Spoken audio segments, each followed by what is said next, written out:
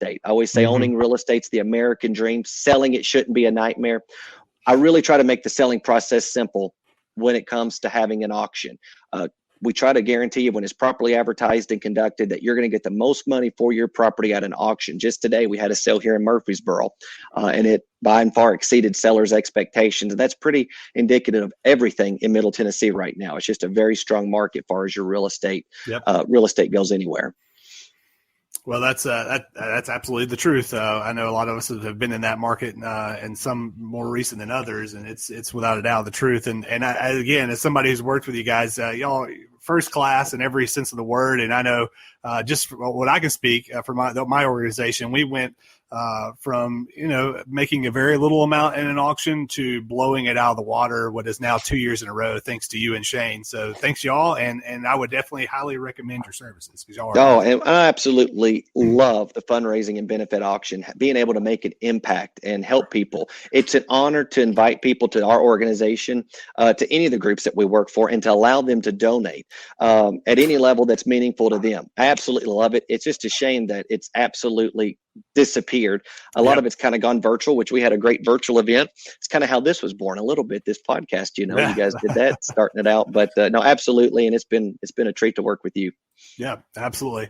All right. We're going to shift gears here. And one thing, I was talking about this, I believe, with my wife the other day, and it was, I'd seen a video of like a parent dropping off their kid at school, at college. And, we're all dads here. We've all are going to have these monumental moments in our life that are going to be heartbreaking for one way or the other. And so it led me to think of a good topic we could talk about here on the show of what is kind of the day or the event that we're looking forward to the least. And I came up with a list. And if you have something else that you want to throw in, please feel free to do so, guys. But I thought of, first day of kindergarten or elementary school, because that's such a big deal. And nowadays you don't even get to walk your child to the classroom with COVID. The introduction to the first boyfriend or girlfriend could be a huge one. The first breakup with that boyfriend or girlfriend could be a tough one. A senior trip for obvious reasons. If a senior in high school is taking a trip out to God knows where, that could, for obvious reasons, be a day you're not looking forward to. Dropping off at college or the wedding day. So, Matt, I'm going to toss it to you first, man. Of all those lists, you think of your little girl there, Campbell. What's one of those that you are just not looking forward to in the least? Well, so I came up with some of my own here. I'm saying the first time that she drives, that's pretty scary. And the day that she comes home and says she's got a bun in the oven, and I'm gonna say there ain't nothing in our stove. Or the night she decides to stay at a friend's house, that's going to be kind of nerve-wracking for me, just because with this time of day you just don't know what that's going to be like. And yep. Yeah. Jay, what about yourself? Any of those days that you're just not looking forward to at all? Yeah, we haven't considered any of that. None of that has been a consideration of mine. I will be so sad when some boy breaks up with her. That'll be a sad, sad day. But we're going to have her prepared to know that boys really do suck. They're just the worst. But, it's all right. Some of them may be good, but that's going to be a sad day for me, I'm sure. Yep. Kyle, what about yourself? So it's funny you said that, Jay. I have a joke. I'm a high school teacher, and every so often I end up with some girl crying in my class, and I have to find some way. I actually had one last year. Hopefully she's not listening to this podcast and she doesn't know I'm talking about her, but I had one last year where I didn't even realize that that her and the guy had broken up, and I mentioned him in class, and she started crying. And so what I've done is I've got a joke now, and my joke is, guys suck. There's a reason God looked down after making a man and going like, yeah, you know what? I screwed this one up. I got to try again. But so I've already done the first day of kindergarten, and that was stuff I actually called my mom and got a little choked up when I left because my wife was at work. So that I've done that. But for me, the day I'm not looking forward to is that first breakup. I have my two boys. I mean, they're boys. They'll figure it out. But my youngest kid, my youngest kid is a girl, and it's going to be a bad day for some boy when my baby girl gets her heart broke for the first time. Yeah, I think we can all put ourselves on that list without a doubt. Our buddy TJ, who's checking us out in live stream, says seeing one of my kids driving off in their car by themselves for the first time. Yeah. I can only imagine what that's going to look like. And for me, I think it's kind of a combination of a lot of this. I think, we do our best as dads and as parents and to try to instill really anything and everything in our kids, decision-making, manners, whatever. But it's when we send them off to be with other individuals that we may know, but do we really know? And we don't, you just don't have the same influence on those individuals. And so I think of going to college or even having a boyfriend or whatever have you, if it's our daughters or what, but anytime you're releasing your child to go and congregate with other people that you just don't know. I think that's the toughest one for me. And that will continue to be one of the tough ones out there. All right, guys, we're going to shift it to some of our quick hitters that we'd like to finish the show with. We still got quite a bit of time here, so we can spend some good amount of time in these topics.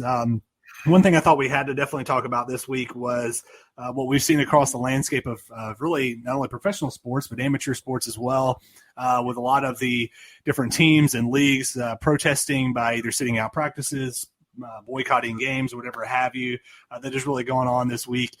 It was part of our dad debate topics this past week on the Wednesday show that Jamichael and I discussed. And for me, one of the biggest moments of the week, and we don't use this platform to really get political, and we're not going to do that here. But one of the biggest moments for me this week was, if you happen to check out the comments that Doc Rivers made, really kind of following the game that the Clippers had, where he basically just said, "Hey, look, my dad is a cop, and I am in a biracial relationship," and he just kind of poured it all out there and said, it's been really tough to have situations where I feel like I've got a country that I love, but it doesn't love me back, and you could just kind of see Doc just being raw, and he was emotional. And whether you agree or don't agree, I think you have to respect the fact that he stood up for kind of what he believed in. And he said, what, the heck with if I'm going to get fined for this or whatever have you. And so that was a huge moment for me. Matt, what about yourself?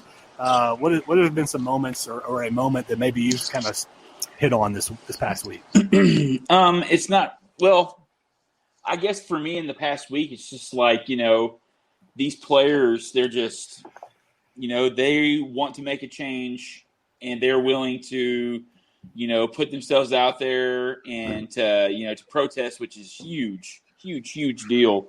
And it's never really been done before, at least that I've been aware of, that I've really paid attention to. And it's just that how, to me, it's how broken that they feel. And I hate that, that America is just so judgmental, and that people are losing their lives, because of all this, and people are treated unfairly, and you can just really see how hurt that is. And I'm not an African American male, and I won't ever be, so I don't know how that feels, but I couldn't imagine, man. And I think hearing everybody talk and hearing all the different things that people have said and how it makes them truly feel inside is really eye-opening, and I just hate that they have to feel that way. I wish I could just take it all away for them. Sure, absolutely. Jay, any thoughts about this past week? Hey, I thought it was pretty shocking when they said the NBA, that only about 20% of the players are even registered to vote, and they want to complain and make their opinion so well known. I feel like they need to get that up to about 80-85% before they express their opinion so much. Because if you're not even registered to vote, I don't know what we're all, you can make a change if you get out and vote rather than telling everyone to vote. They got a lot of influence on people. But man, if that number's true, I don't know how they came up with it, but it's everywhere. It's on SI.com, everywhere reporting that. Yeah, absolutely. It's kind of walk the walk and talk the talk and walk the walk kind of thing. So, Kyle, what about yourself? So, I think the big thing is obvious. It's the NBA players boycotting the games, and I'm a economics teacher. I like economics, and most of it's because economics it's real. There's no emotion to it. I mean, the number is the number. Whatever the number is what it is. And so, to me, what interests me through all of this is, what is this going to do to the bottom line? Mm-hmm. Right? Because these owners can stand up there and they can talk all about how they're in it with the players, and they feel for the players, and they're going to do everything they can to make sure but what happens when that bottom line gets hit and they're not making as much money? Because what happens when the majority of America decides, you know what, I don't want to watch this anymore? And you can sit here and you can tell me that the majority of America doesn't feel that way, but the majority of America is white. And I'm just going to be really honest here. If you listen to African Americans, white people don't understand racism. And so what happens when white people go, you know what, I'm not tuned in to hear LeBron James or anybody else, their political stance. I want to watch them play basketball. And if they're not going to play basketball, then why watch? So what happens when and if, and I'm not saying it's going to happen, but if it happens, what happens when that bottom line gets hurt? Do the owners start to say, hey, look, you can boycott all you want, but that means you're not playing for me? And does that shut them up? I think that's a possibility. Yeah. I'm not saying it's right or wrong, but when you start taking money out of people's pockets, even the very richest people we know, they still want their money. You start taking money out of their pockets, things change in a hurry. Yeah, that's a great point. That is a great point. And again, not saying that that's right, because my personal opinion is I don't feel like that is, but that's money speaks, and that's what makes a lot of decisions. And so, and that's one thing specifically with the NBA is they said, hey, not only are we going to boycott these games, but we want to have conversations with the owners that there's got to be some change here, and the owners have to put forth a little effort, and we'll see if that happens. Whether that happens or not. Yeah, Matt. One last word. I also just hope that the players, that they're protesting, but they need to go a step further than that, and they need to do something in the community to influence change. Yeah. Oh, yeah. Oh, I think you're absolutely right. And there was, there's been a few people like George Hill for the Milwaukee Bucks has said that exact message. Kyrie Irving didn't even go to the bubble because he felt like, there was no point in doing that and needing to be outside. And so I think that's absolutely right. Guys, we're going to skip over the Mets GM. If you didn't catch those comments that he made, just for the time's sake, we're going to skip over that, but it was pretty outrageous. But let's get to a couple of people that we unfortunately lost over the past week. So Lute Olson was the coach at Iowa and Arizona. 23 consecutive NCAA tournament appearances, 4 Final Fours, a national championship, beating Kentucky in 1997. As the school's all-time winningest coach at 589 wins, 14th on the all-time Division I men's basketball career list at 781. So, Kyle, if you're looking at coaches 1990 to present, where does Lute Olson kind of fall in that list for you? I made quickly off the top of my head, and I feel like he's probably between like 5 and 7, 5 and 8, somewhere in there. So like Tom Izzo, I think, was a better coach through the 90s. Roy Williams, your boy Rick Pitino, Bobby Knight, even Jim Boeheim. Like those were 5 names I came up real quick. I almost threw Tubby in there in the 90s, so I didn't.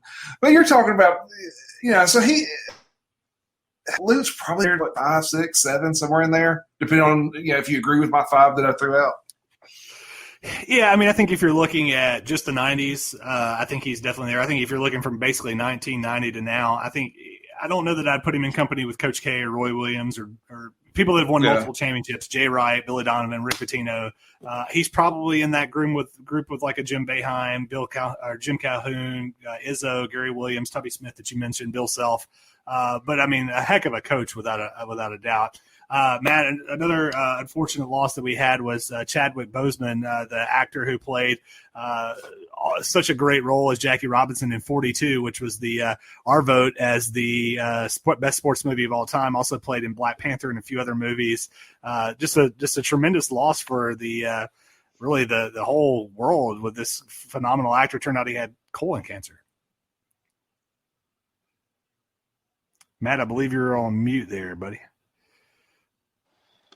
How can you put me on mute, Michael? Well, you have your comments, so we have to mute you for every once in a while. That's true. Yeah, you probably should have muted me on the jokes I was telling you, like auctioneer jokes. Yeah, that was pretty rough. But anyway, the Chadwick gentleman, man, that's really sad. He played great in 42. I mean, that movie was fantastic, one of the best sports movies.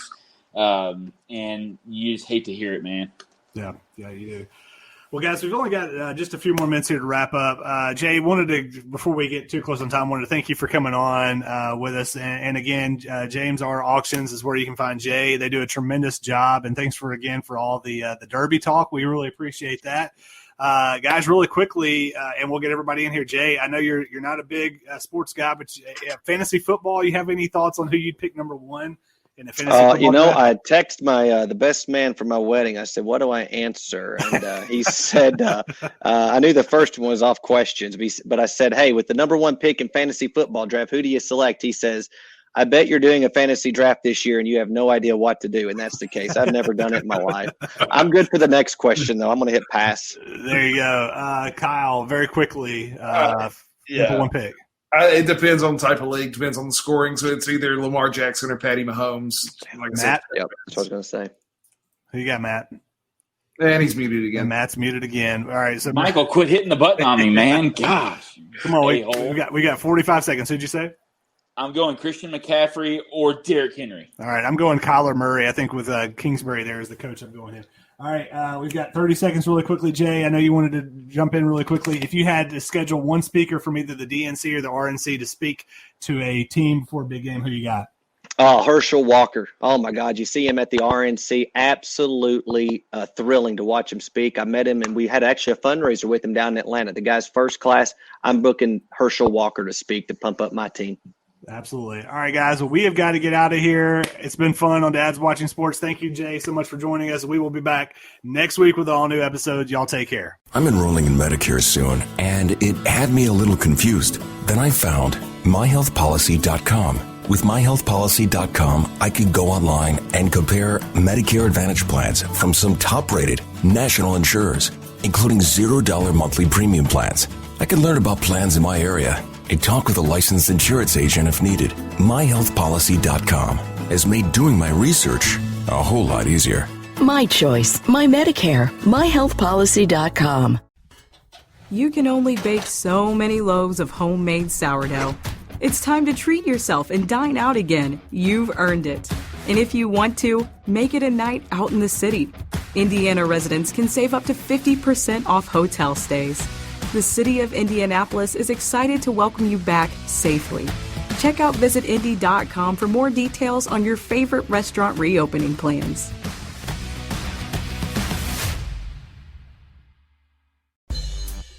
Oh, yeah. You know, there's only one show on the RTF Sports Network that smacks this hard on and off the field with Durf and Dylan.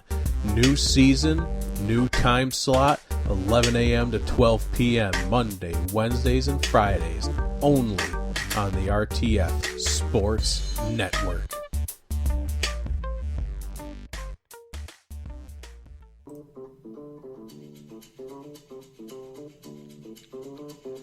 Finally, I have my own show to speak my mind about sports, and not have those two idiot co-hosts from Twist cut me off all the time. Green Bay Greg is the show to hear on the one and only RTF Sports Network.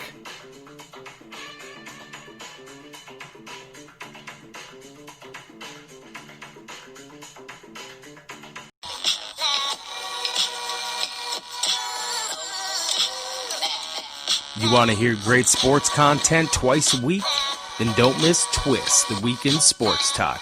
Every Monday and Thursday. New time, new days at 2 p.m. Eastern.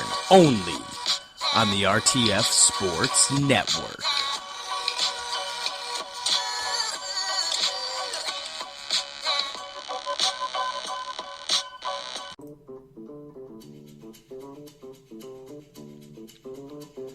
Finally, I have my own show to speak my mind about sports, and not have those two idiot co-hosts from Twist cut me off all the time. Green Bay Greg is the show to hear on the one and only RTF Sports Network.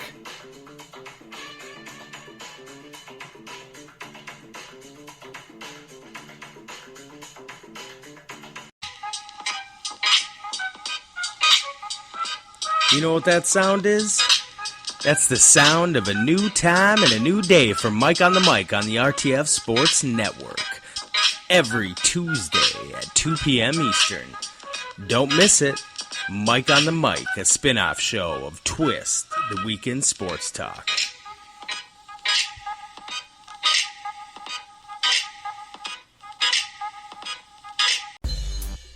Oh, yeah.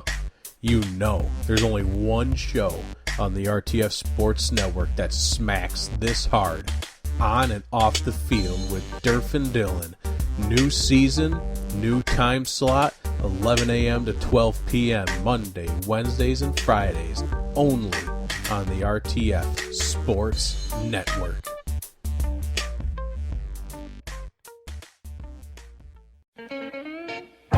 Know a lot about golf. We're waiting. Trust me, it's worth the wait. Those Weekend Golf Guys, every Monday night at 5 here on RTF Sports Network. Join me, John Ashton, and my co-host, Jeff Smith, Golf Digest's #1 golf instructor in Indiana. You'll learn how to play better, you'll learn how to lower your scores, and you'll learn how to laugh for a full hour. Every Monday night at 5, Those Weekend Golf Guys, here on RTF Sports Network. Those Weekend Golf Guys is the golf podcast for people who think golf podcasts are boring. Oh, sure, all the others are boring. We're not. You should check us out right here, 5 o'clock, Monday night. RTF Sports Network, the network of champions. You play golf now, you play better golf. You don't play golf, you're going to want to play golf. You get bored easy? Not with us. Those Weekend Golf Guys. You can only bake so many loaves of homemade sourdough. It's time to treat yourself and dine out again. You've earned it. And if you want to, make it a night out in the city. Indiana residents can save up to 50% off hotel stays. The City of Indianapolis is excited to welcome you back safely. Check out visitindy.com for more details on your favorite restaurant reopening plans.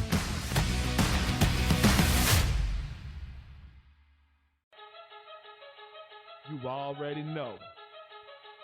It's live. It's raw. It's going down. Like this. I'm going around and letting everybody know that they welcome to the show. It's the latest thing you ever seen, you already know. Let me introduce you to your host of the hour. If you Mike and Mike. Yeah, it's the man hour. Got the hottest plays, all the breaking news. Every rumor, every trade, every breaking bruise. Tighten knuckle screws. Yeah, it's going down. Have you saying what the fuck and never watered down? It's going down. I'll be rolling up. And if you buy it or you sell it, then you made the cut. Watch me flip it back. I can double up. I got sriracha for that ass, I'ma burn it up. Gotta check the rules and know that if you fair foul, ref blow the whistle, coach throw the towel. We can do this on the field or outside the line. It's the man hour though, now we going live. And what is up, everybody? Michael Buckhuizen here with the Mike and Mike Man Hour. We are finally back, guys. The man cannot hold us down forever. As you guys know, we did get banned from the old Facebook page there for a day or two. But, hey, we are back. We are live, raw, and uncut. What is up, my man, Zach Hustler, dude? What is up, dude? Hopefully you're icing that body. We got a big game on for tonight, buddy. So what is up, what is up, what is up? So, guys, as always, you know, Mike LeBlanc is casually late. No, I'm kidding. He is down in Houston, take care of some family business. And if you guys have missed out, his grandmother did pass away, so he is down there taking care of that today. So we got a special guest coming on to talk some fantasy football tonight. But, guys, head over to mikeandmikemanhour.com. You can catch one of these nice little snapback hats we got going on there. We also got hoodies and T-shirts as well. If you don't like any of that stuff, feel free to donate to the page as well. So, without further ado, 9 days, 23 hours, and 16 minutes, and 34 seconds now until NFL kickoff season. But first, we got to talk fantasy football because that's all that really matters. And welcome to the show, Matt from Kicking and Sticking, another RTF, Kicking or Sticking, I should say. I always mess it up, Matt, every time. It's all good. So, Matt, first things first, man, what is up? Welcome to the show. How are you doing today? I'm doing good, man. I'm sweating out a parlay I got going on tonight. I got the Yankees taking home, winning that game, but it's not looking good for me so far. But yeah, man, it's fantasy football season. It's draft season. I had 3 drafts last week. I got one more tomorrow, and then I got another one on Thursday or Friday. So it's getting down to crunch time. Hopefully the season actually happens. You know, it's looking good so far. Got a couple issues, but yeah, hopefully the season happens and we can get going here. So here on the Man Hour, we have said if the NFL season does get cut short or pushed back or for whatever reason, we are going to hold a Madden simulation and play fantasy football off of Madden simulations. So we'll definitely need to get you in there on that. So that'll be fun, anxiety. What is up, TJ Burns? Yes, our hearts do go out to Mike LeBlanc Jr., as we like to call him over here on the Man Hour, because he is, my other half. Because I'm Mike, he's Mike Jr. Get it, right? Ha ha ha ha. Oh yeah. So first things first, Matt. Tell the people about your show, what it's all about, and where they can find you. Yeah, so the show's called the Kickin' or Stickin' Fantasy Football Podcast. It was under a different banner over the past couple of years, but switched the name up. Been rocking all off season, really. Started off with the XFL. I was having a lot of fun with that, man. The XFL was a lot of fun. I know some people like to talk crap about it, but I thought it was great. We actually have a whole bunch of players that have made their way into NFL teams, and whether or not they make the final rosters for opening week for game one, we're not sure yet. But I was having a lot of fun with the XFL, and then unfortunately, that got cut short along with every other sport. But yeah, just been rocking through the draft and free agency, and throughout the summer, I had a good month span where I was just doing positional breakdowns, giving my take on quarterbacks, wide receivers, running backs, and tight ends. I've been playing fantasy football now for about 10 years. Borderline obsessed with it. I love it. It's a lot of fun. I've even gone as far as to start my own all IDP league, which is you only start defensive players. So you got a defensive tackle, 2 defensive ends, 2 linebackers, 2 corners, 2 safeties, and then you have a defensive back flex spot. So that league's a lot of fun. I'm really excited about getting that league going again. I think we're going to have our draft this weekend.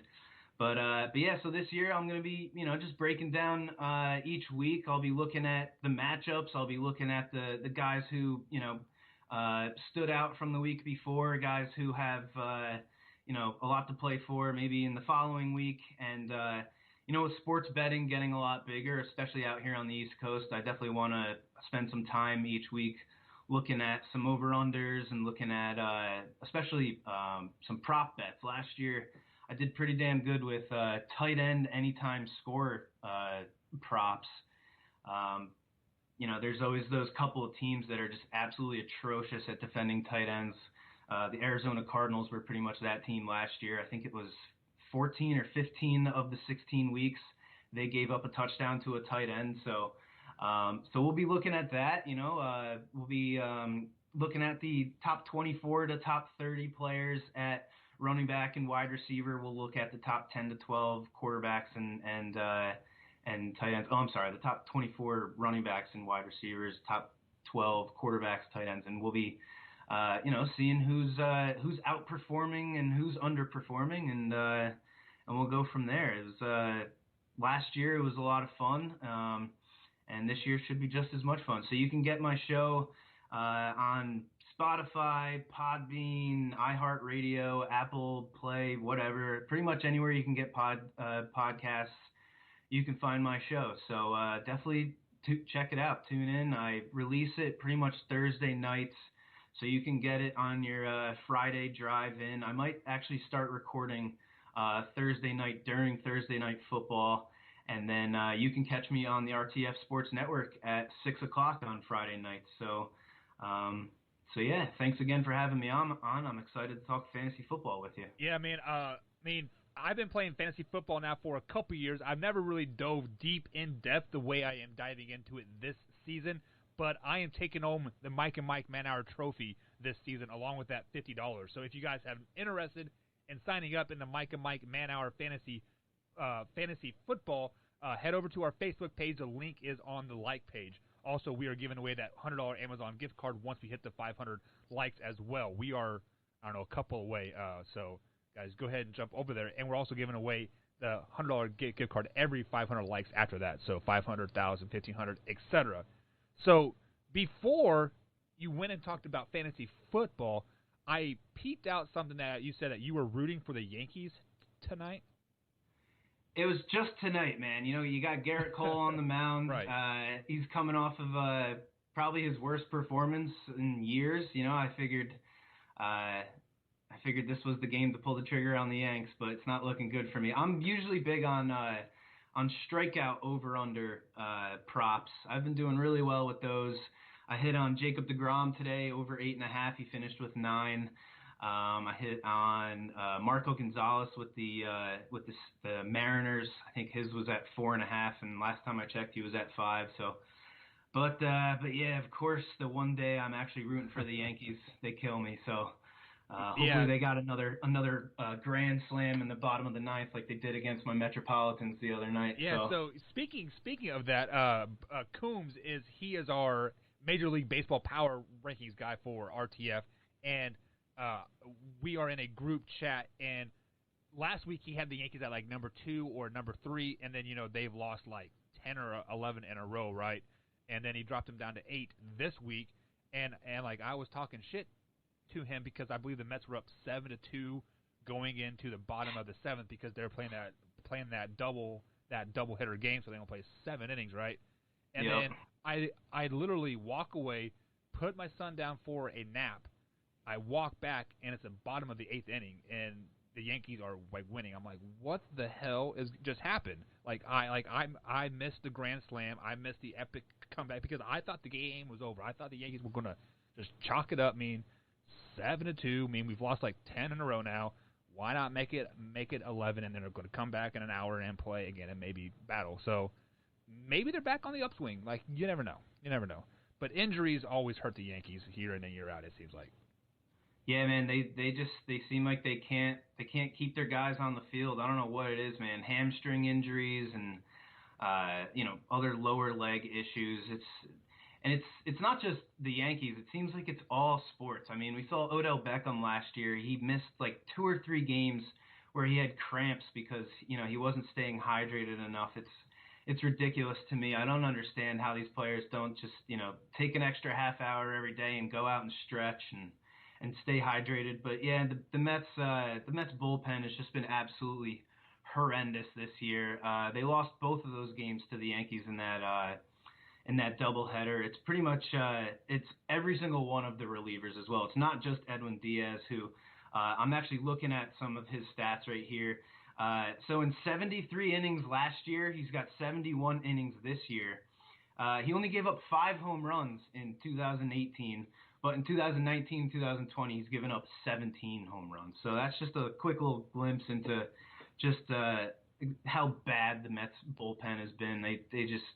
They kill me every day, man. It sucks. They got decent starting pitching, or at least they used to before. Syndergaard, this dude, somebody's got to tell him he plays baseball and not football. The guy's, deadlifting 500 pounds and whatnot and tearing his lat and everything else. But yeah, it's frustrating being a Met and a Jet fan, but I make it work. So if I would have known you were going to wear your Mets jersey, I would have worn my Royals jersey to really poke at you. Oh yeah, thanks, bro. But hey, I will let that go. I would still be kicking myself like if I was a Met fan because the pitcher basically refused to come out of the game and basically cost you guys the World Series. That was deGrom, wasn't it, that refused to come out of the game? No, that was Matt Harvey, man. Oh, that's right. I was at that game. My uncle, shout out to Uncle Ray, the best uncle in the world. He got me and my dad, who's also a massive Mets and Jets fan. He got us tickets to that Game 5, and we were there, and yeah, Matt Harvey was cruising through 7 1/3 innings or whatever it was, and then he wouldn't come out of the game, and he didn't blow the game. He did put 2 guys on, and then I think it was Jerry Familia who blew the game, but no, it wasn't deGrom. deGrom's been the most underrated, best player, best pitcher for the Mets. For the past couple of years, it's always been about Syndergaard and it's been about Harvey, but really the most consistent player for the Mets and the most consistent pitcher by far has been Jacob deGrom. He's got, he's coming off of these 2 Cy Youngs in a row. He's just awesome. I love watching him pitch. Unfortunately today, he actually gave up more than 2 runs for like the first time in I don't know how long. Seems like years. Right. But yeah, that's how it goes, man. That's why baseball. It's a great sport. I love baseball, but it's just so streaky, and you could look dominating in one week, like you were talking about with the Yanks, and then the next week they look horrible. But that's how it goes. Yeah. So before we head to a break here, I have to ask you this question: Will the Mets or your Jets ever win a big game? meaning World Series, Super Bowl? I mean, I have faith in Jacob deGrom. The rest of the team, not so much right now, but I hate to say it, and it's kind of this old cliche, like when you have a crappy owner like the Mets do, but I really think that if the Wilpons sell the team, which they're in talks of doing, that if they can get a legit guy in there that cares about winning and that doesn't mind spending money, I really think the Mets can do it, man. I mean, you're in New York, you're in one of the biggest markets in baseball and biggest markets in all of sports, really. If they can, fill out this pitching staff and a couple of the young guys for the Mets, if they can start really playing, I think they have a